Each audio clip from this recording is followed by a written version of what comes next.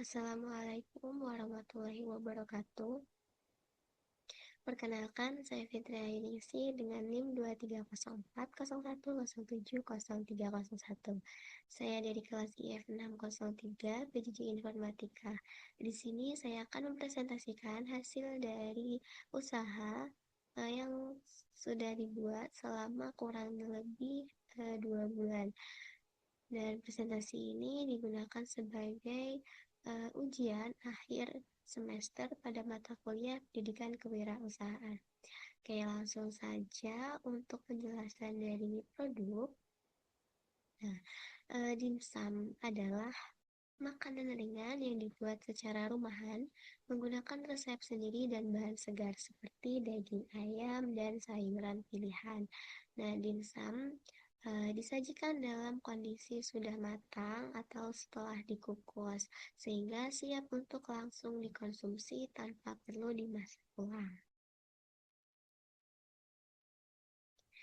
Keunggulan dari produk usaha yang saya buat, yaitu keunggulan dari dimsum. Yang pertama tentunya lezat dan autentik, karena dibuat dari resep khas rumahan yang telah diuji rasa dan cocok di lidah semua orang. Lalu menggunakan bahan pilihan dan segar seperti daging ayam segar dan sayuran yang berkualitas dan tentunya tanpa bahan pengawet. Juga harganya yang sangat bersahabat dengan porsi pas, harga hemat, cocok untuk pelajar, mahasiswa, dan keluarga. Dan keunggulan selanjutnya itu diproduksi secara rumahan. Juga kemasan yang menarik dan rapi, menggunakan mica food grade dan plastik pembungkus siap dibawa dan langsung dikonsumsi. Juga keunggulan dalam layanan yang cepat dan personal, respon cepat via WhatsApp, siap antar langsung ke rumah atau kampus, dan tentunya pelanggan sudah seperti teman sendiri. Selanjutnya ini target pasar yang sudah terjangkau.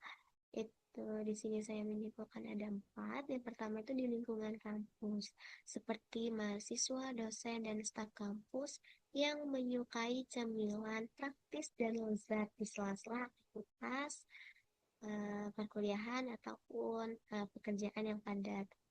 Selanjutnya, komunitas di sekitar tempat tinggal seperti teman, tetangga, dan keluarga yang aktif menggunakan WhatsApp, mudah dijangkau dan loyal terhadap produk rumahan. Yang ketiga, pengguna WhatsApp Story. Nah, pelanggan potensial yang terhubung setiap hari melalui konten promosi visual, testimoni, dan info diskon di story WhatsApp. Nah, pendekatan personal ini yang efektif dan hemat biaya. Dan target yang terakhir itu adalah wilayah jangkauan seperti di kawasan rumah dan kampus yang masih bisa dijangkau langsung dengan pengantaran pribadi. Next, ini untuk jumlah produk yang terjual. Di sini saya membuat sedikit rincian. Seperti periode penjualan itu kurang lebih 8 minggu atau selama 2 bulan. Untuk sistem penjualan yaitu pre-order via WhatsApp, frekuensi produksi yaitu 2 kali dalam seminggu, rata-rata produksi kurang lebih 26 pieces. Untuk estimasi produksi dan penjualan, karena 2 kali dalam seminggu dikali selama 8 minggu, yaitu ada 16 produksi. Nah, untuk estimasi yang terjual itu 16 produksi dikali 26 pieces, yaitu didapat kurang lebih 416 pieces yang terjual. Namun, untuk real yang terjualnya itu hanya kurang lebih 396 pieces. Next, ini rincian jumlah produksi dimsum yang terjual. Di sini ada minggu pertama, kedua, hingga minggu ke-8, dan Untuk produksi dalam seminggu itu 2 kali, sehingga total produksi itu ada 16 kali produksi. Nah, untuk jumlah produksi di produksi pertama itu kurang lebih 20 dan yang terjual itu 15 pieces. Nah, untuk harga jual di sini saya menjual dengan harga 8.000 dan didapat untuk pendapatan per produksi itu 120.000 di produksi pertama. Nah, dengan di sini jumlah produksi yang telah diproduksi ini kurang lebih ada 421 dengan jumlah yang terjual itu hanya 396 pieces. Dengan harga 8.000 didapatlah total pendapatan per total produksi itu 3.168.000. Nah, next ini untuk laporan keuangan ada 3 tabel di sini saya membuatnya. Pertama ini ada rincian modal untuk komponen dari bahan-bahan yang digunakan, kemudian ada dana operasional lanjutan untuk eh, penjualan selanjutnya di periode selanjutnya, dan ada laporan laba usaha. Nah, di sini untuk rincian modal ini seperti bahan-bahan yang dibeli ada daging ayam, sayur dan bumbu, kulit dimsum, kemasan mika, gas, listrik. Ini estimasi saja. Kemudian ada tepung tapioka dan saus sambal sasa, karena di sini saya menggunakan saus sambal sasa yang saset. Untuk biaya darurat di sini saya menyediakan 26.000 dengan total modal per produksi itu 100.000 sesuai dengan perencanaan di awal. Nah, sehingga didapatlah selama 16 kali produksi, yaitu total modalnya ada 1.600.000. Dan next untuk dana operasional lanjutan, ini untuk kedepannya.